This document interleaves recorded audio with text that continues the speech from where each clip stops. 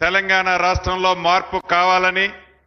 అది ఇందిరమ్మ రాజ్యంతోనే సాధ్యమని రాష్ట్ర ప్రజలందరి దీవెనలతో తెలంగాణ రాష్ట్రంలో ఇందిరమ్మ ప్రభుత్వం వచ్చిన తర్వాత గౌరవ ముఖ్యమంత్రి రేవంత్ రెడ్డి గారి నాయకత్వంలోని మన ప్రభుత్వం అనేక అభివృద్ధి కార్యక్రమాలు, ముఖ్యంగా జీహెచ్ఎంసీ పరిధిలో కని విని ఎరగని రీతిలో అనేక మార్పులు తీసుకొస్తూ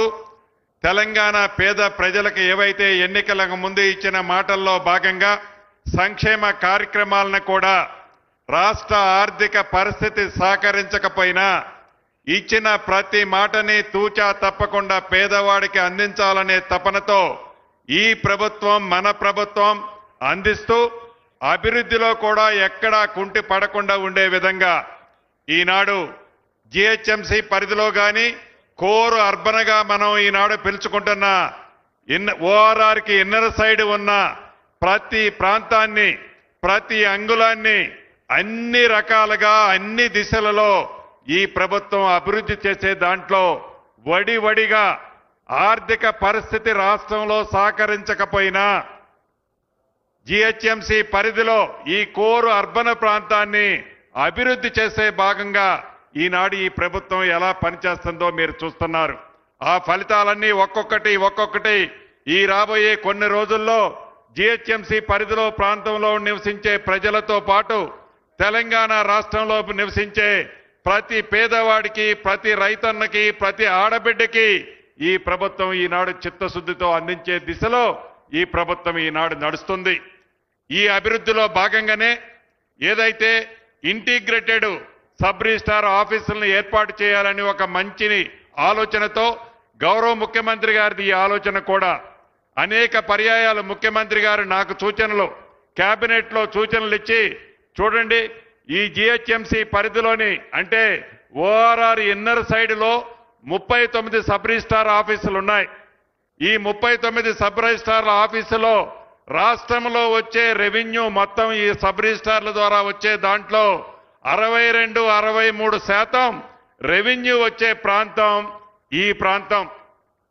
మనం అనేక సబ్ రిజిస్ట్రార్లో చూస్తుంటాం. ఈ ప్రభుత్వం రావడానికి ముందు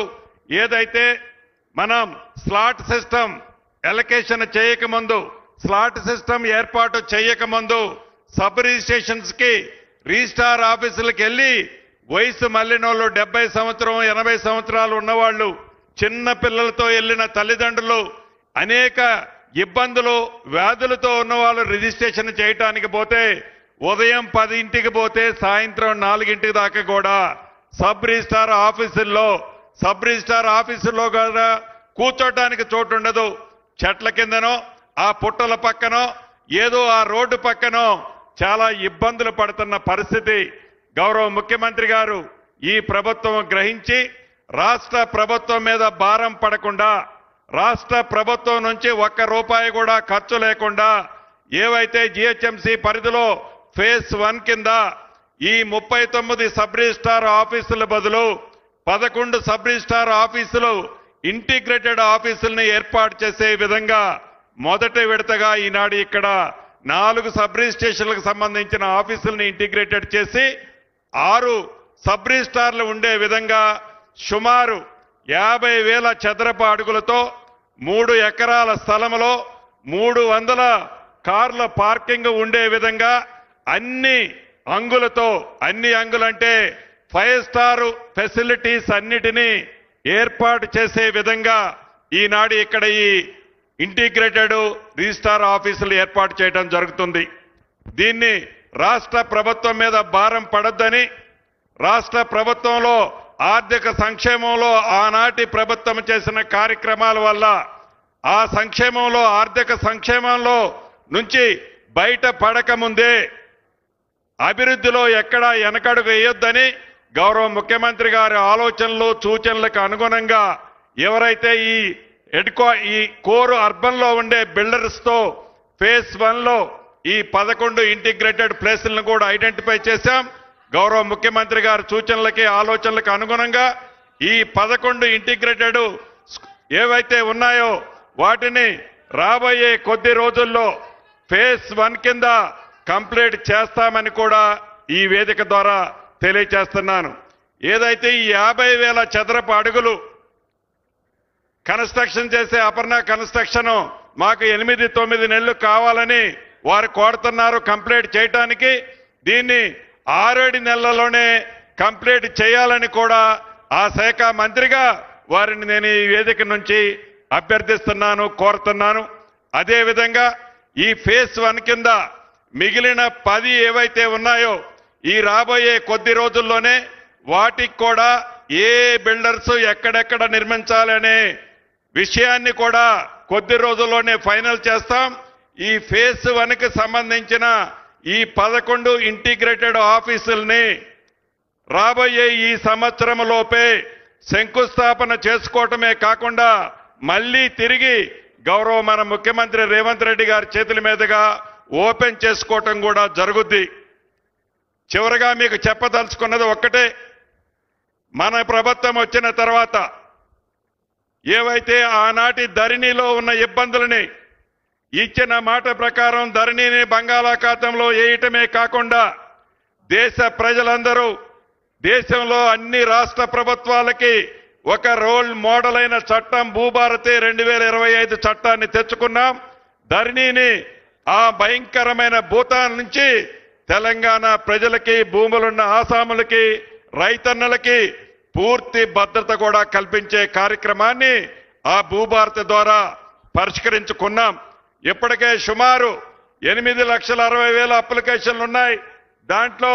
2 లక్షల పైగా అప్లికేషన్లు పరిష్కరించాం. గౌరవ ఆనరబుల్ హైకోర్టులో నిన్ననే సాదా వైనామాలకు సంబంధించిన అంశం మీద కూడా ఏదైతే ఆ గతంలో స్టే ఉందో ఆ స్టే కూడా వెకెట్ అయింది. దానికి సంబంధించిన 4 లక్షల అప్లికేషన్ని వడివడిగా ఏవైతే జెన్యూన్ అప్లికేషన్లు ఉన్నాయో వాటిని కూడా ఈ ప్రభుత్వం పరిష్కరిస్తుంది. అంటే 10 సంవత్సరాలలో ఈ తెలంగాణ రాష్ట్రం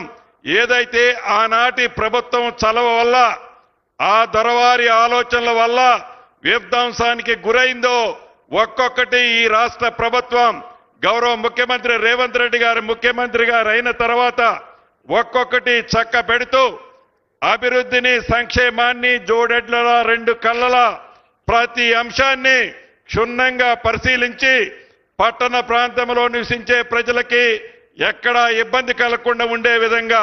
అదే విధంగా రూరల్ ప్రాంతంలో పల్లెల్లో నివసించే అన్ని వర్గాలకి అన్ని వసతులని ఈ ప్రభుత్వం కల్పిస్తుంది. మొదటగా ఫేజ్ 1లో అర్బన్కి సంబంధించిన ఈ 11 ఇంటిగ్రేటెడ్ రిజిస్ట్రార్ ఆఫీసులు కంప్లీట్ 1 ఇయర్లో చేసుకుంటాం. దీంతో పాటు సైమల్టేనియస్ గా రూరల్కి సంబంధించిన అన్ని సబ్ రిజిస్ట్రార్ ఆఫీసులను కూడా అన్ని వసతులు ఈ ప్రభుత్వం కల్పించొద్దని కూడా మనస్ఫూర్తిగా మీ అందరికీ తెలియజేసుకుంటూ ఒక మంచి సూచన, ఒక మంచి ఆలోచన, ఒక మంచి దశని తెలియజేసిన మాకు వివరించిన గౌరవ ముఖ్యమంత్రి గారికి మరొక్కసారి మనందరి పక్షాన అభినందనలు, కృతజ్ఞతలు తెలుపుతూ సెలవు తీసుకుంటున్నాను.